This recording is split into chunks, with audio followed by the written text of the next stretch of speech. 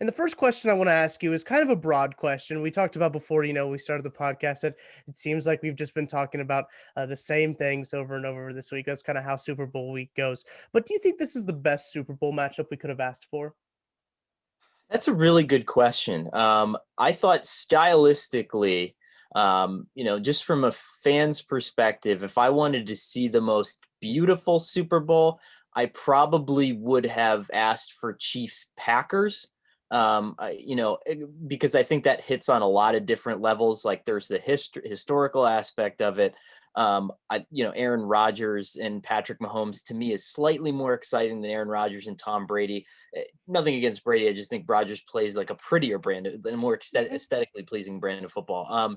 But if this is not a bad, this is not a bad runner-up. Certainly, I mean, having the Buccaneers in this game is exciting. There's a lot of storylines there, and it's going to be interesting to see if at all a home field advantage affects things. There's a lot of firsts in this game. So, Mhm. as somebody who has been covering Patriots Super Bowls for the last 10 years, this is at least, somewhat interesting and different. So, Yeah, I think so too. I would agree with you on the Packers. I always thought that the Packers were the better team. I still think that probably the Packers were the better team, but the Bucks got hot at the right time, and they found themselves in the Super Bowl. And I talked with Greg Bishop kind of about the same thing on Monday's podcast. We talked about how we thought that there would be a Super Bowl hosted, by a team eventually in our lifetime, but we didn't know that it would be this year. And we didn't think it would be with this Tampa Bay Buccaneers team. But do you agree with that? yeah, I mean, I'm probably one of those guys that, if you dig out my preseason predictions, I didn't have them.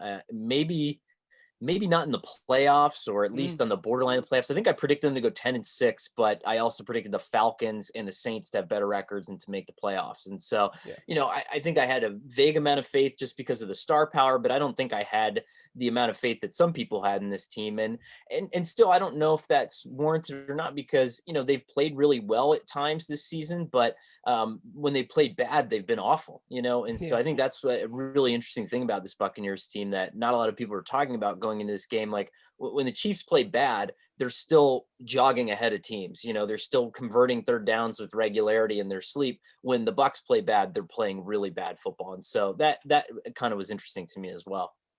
So I'm curious what your point of view is. I like to ask everyone who's came on the podcast because we've gotten different perspectives all week.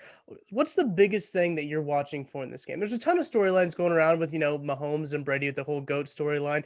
Then you have the Chiefs offensive line, the Bucks defensive line. So what's kind of the biggest thing that you've got your eye on? Yeah, it's the offensive line. It has to be. And Yeah. the reason why I say that is, you can almost pinpoint it during the year. I remember the Falcons Patriots Super Bowl. I think Patriots might have had a backup in, and Dwight Freeney at the time, who the Falcons had acquired right before them, was destroying his guy. And at the time, I thought that he might be the MVP of that game.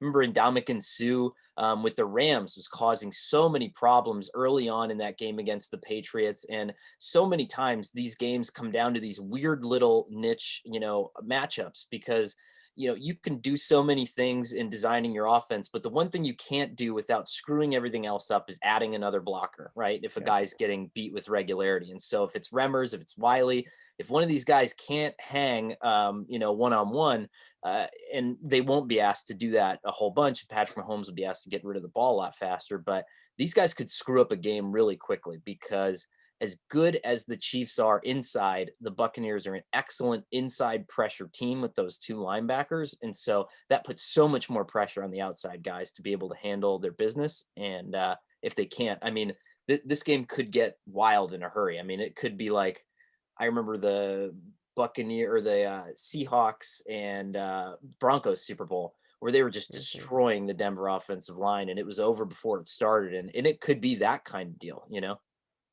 Yeah. Do you think it means anything or it adds anything that, Wiley and Rimmers have played a bulk of the year? Rimmers has been the starting tackle, or starting right tackle, I should say, since week 6 when Mitchell Schwartz left. And Wiley's played at starting right guard. But do you think that has anything to do with it? They are going to be playing at different positions. No, yeah, I think that, it is the experience is good. Remmers' playoff or Super Bowl experience, having a negative Super Bowl experience, I think in the past has certainly probably helped him and his mindset getting in here. All that has helped, I think, definitely. The difference there is just the talent level that they're facing Right. right now, not only of the pass rushers, but the linebackers, the coordinator. I think that this is a challenge that they haven't really seen maybe since that Chargers game that they had struggled, earlier this season. So Mhm. it reminds me a little bit of that. And so who knows? But I think it's going to be really interesting. But you're right. I mean, Remmers has hung tough during the course of this year. Wiley's had an okay season. And so, we'll see what happens. But, all of a sudden, it could be one of those things where we're like, wow, why didn't we talk more about this during the week?